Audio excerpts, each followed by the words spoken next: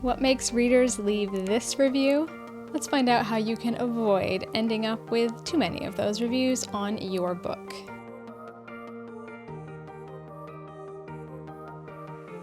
Hey, my name is Hannah. Welcome back to the Indie Author Studio. Let's dive right into today's topic. So what makes readers DNF? What makes them not finish your book? Well, first of all, there are always readers who pick up a book and just discover that it's not for them. And that's totally fine. That happens. We're not really talking about that today. Let's talk about the things that make readers put down a book that you can avoid. And to start with, let's talk about why readers might put down a book after the first or second chapter. And by the way, guys, if you want to get these points in a free PDF that is printable, you can look back on anytime, click the first link in the description below. In your first chapter, a reader might put down the book if some of these things just aren't working. First of all, if it's not clear right away who the main character is and why we need to care about them. Your first chapter needs to establish, more than anything else, your main character. Now, some first chapters don't start with the main character, they start with the villain or a side character even. That's fine. But whoever it starts with, it needs to be clear who they are and why they matter. I encourage you to just pick up a bunch of different books and read the first chapter. Write down what you like about it, what you don't like, what works, what doesn't. Are you engaged in the chapter or not engaged? Write down all those observations and just compare a lot of first chapters, especially in your genre. You will very quickly find some secret formulas in those chapters that make them work. Another reason readers might put down a book in the first chapter is info dumping, and I can't stress this one enough. Maybe not even in the first chapter, but the second chapter, third, fourth, wherever it is, avoid info dumping. Readers really don't like info dump. And at its core, info dumping is not just unnecessary, because those world building details, those backstory details, they're going to come naturally. You don't need them all at once. The reader doesn't need them all at once. The reader trusts you to unveil those details as needed. But info dumping is a betrayal of that trust. It's giving too much at one time, and it's turning readers off because they're being spoon-fed things that they should be getting in subtext, in natural moments of monologue or dialogue. So you want to avoid the temptation to give too much too soon, especially in your first chapter. That first chapter needs to only establish what is absolutely necessary for the main character, the setting, and the plot. And on that note, another reason your readers might put down a book after the first chapter is nothing important happens. If nothing important is happening in the first chapter, that's like a huge turnoff. It doesn't have to be action-packed or hugely dramatic, but your first chapter needs to clearly be necessary. It needs to establish those things, the character, the setting, as much of the plot as you can establish in the first chapter, but it has to matter. It has to be important. And the reader has to know that. So even if it's not like this huge, high-stakes, action-packed first chapter, still needs to matter and make an impact. So again, read a bunch of first chapters, compare, write down what works, and see what other authors are doing. Now, what about for the rest of the book? Let's get out of the first chapter, right? So what makes a reader put down a book halfway through? Well, one of the most common reasons for a DNF in the middle of the book or at any point in time is slow pacing.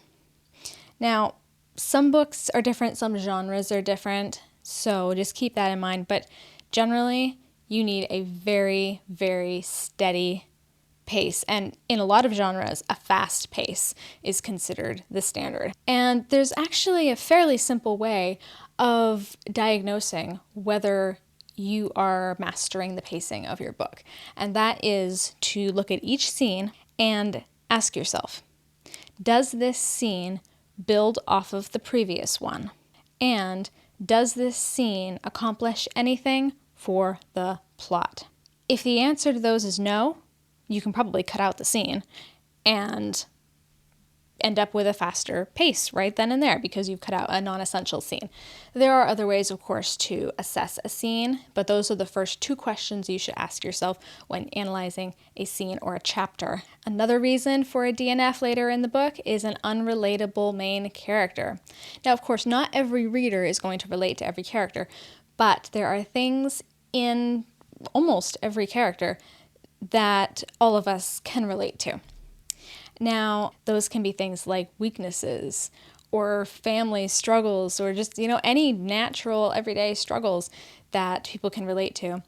And you don't want to put those things into your character just for the sake of making them more relatable. They need to come naturally through the plot and the character arc and your outline, etc. But when you've created a character that a lot of people can relate to, you're going to take readers through a more engaging journey. They're going to be less likely to put the book down. But again, keep in mind that there will always be readers who just can't relate to your main character no matter what. So just keep that in mind. Another reason for a DNF is unrealistic or too easy plot devices. This could be a high-stakes moment that gets solved way too easily because it had to be solved. So you can kind of see the writer's hand in those scenes where something major was happening and all of a sudden it's resolved because it had to be resolved, but the resolution doesn't make sense or it's too easy. So that's a big turnoff for a lot of readers, especially if it happens more than once. So keep that in mind, especially in your outlining stage where you're looking at these big things that are going to happen. Keep in mind that you don't want the resolution to be a cop-out. And finally, this is less of something that would make somebody DNF, but it's a common cause of poor reviews, and that is a rushed arc or ending, a rushed character arc, or a rushed climax and resolution. So generally, this is an easy fix for you, but take some time to look at your ending and consider, does it wrap up all the things that you promised to wrap up? Now, of course, some books have cliffhangers, that's fine, but even with cliffhangers, some are more satisfying than others because certain questions have been answered, certain expectations have been resolved. And if this all feels overwhelming, don't worry about it.